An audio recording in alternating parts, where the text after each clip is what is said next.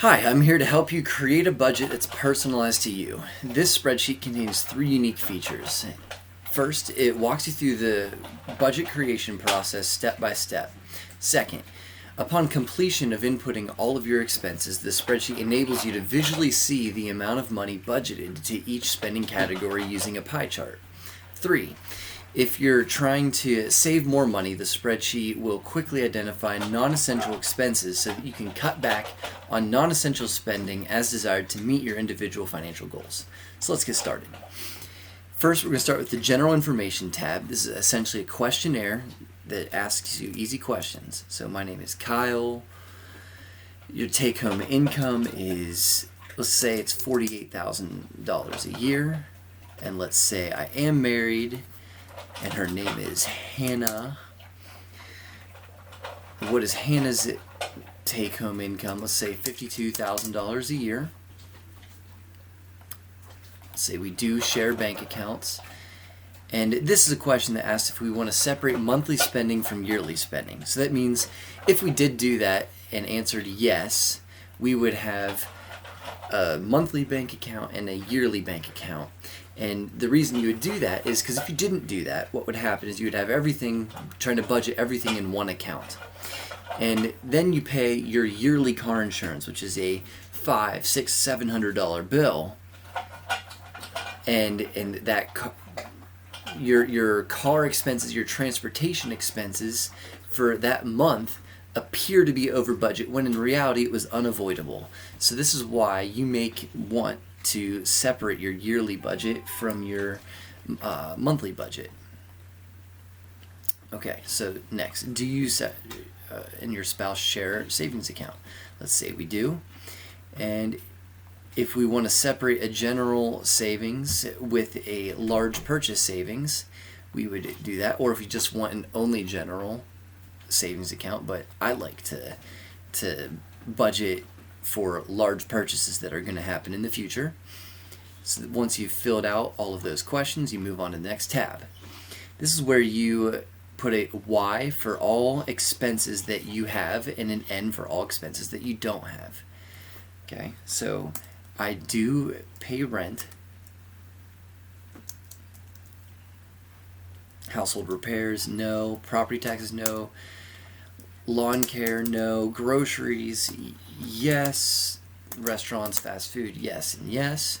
So I will go through this. I went through this ahead of time to cut down on time and answered these ahead of time. So I'm going to paste those values in there.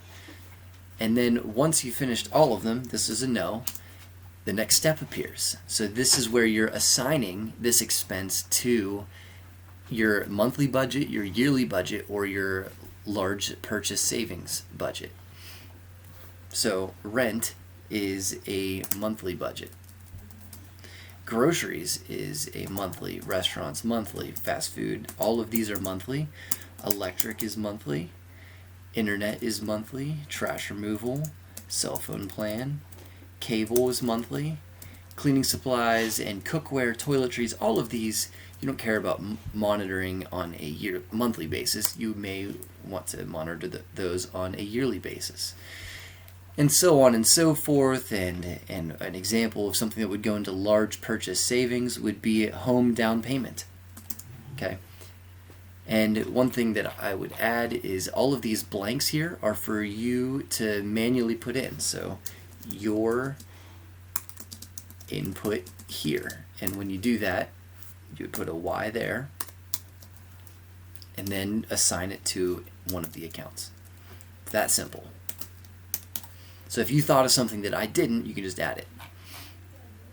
So I already went ahead and assigned all of these to my budget. So this one was yearly, monthly, and electric is monthly. So once all the green cells are gone, then you know that it's good to go to the next tab. So this is where you're assigning the amount of money that you spend per month. So let's say your rent is $1,000 a month, and groceries are maybe $400 a month. and so on.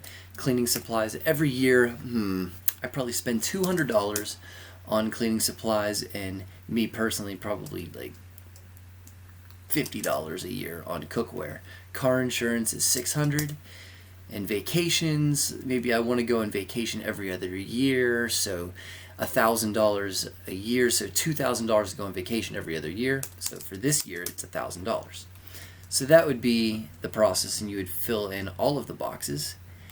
And as I did on the previous tabs, I've already done this to save time.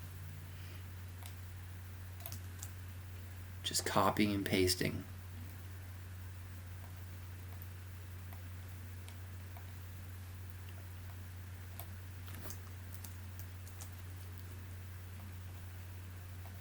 Okay, so once you are done with that, you can look at these pie charts, and this shows you how much money you spend on each of the categories. So transportation, housing, giving, debt, food, utilities, and everyone is going to have their unique pie. So one other important thing to look at is spending by necessity. So blue is your essential spending, yellow is money that you spend giving, so that's charitable giving, that's Christmas presents, birthday presents. Long-term planning is saving for vacation, that's also saving for maybe your children's college education, or saving for a down payment on a house. And then non-essential are things that maybe your streaming services. So this is so if you're trying to save more money, you can cut down on your non-essential. There's $11,000 in things that are not essential, so you cut the fat. So cable, this is a list of all of the essential, unessential expenses that you have. So $1,200 a year just in cable, that's ridiculous. So you would go over here and turn this into a 0. As a result of that, it's still on this list, but it's saying 0. And now we have more money in long-term planning and less money in non-essential. So that is all there really is to it. And from here, there's tons of budgeting apps that would help you keep track of how much that you're spending and what percentage of each category have you spent.